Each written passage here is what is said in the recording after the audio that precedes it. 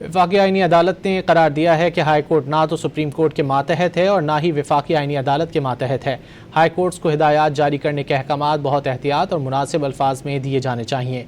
वफाकी आईनी अदालत के जस्टिस आमिर फारूक ने फैसला तहरीर किया, जिसके मुताबिक वफाकी आईनी अदालत से इस्लामाबाद हाई कोर्ट को केस जल्द निपटाने की हिदायत की इस्तदा की गई। अदालत ने करार दिया कि अक्सर आला अदलियत से हाई कोर्ट को जल्द फैसलों की हिदायत करने की दरख्वास्तें की जाती हैं। मुल्क में इस वक्त 5 खुद मुख्तार हाई कोर्ट्स हैं और हर हाई कोर्ट आज़ाद आईनी अदालत है। हाई कोर्ट ना सुप्रीम कोर्ट के मातहत है, ना ही वफाकी आईनी अदालत के मातहत है।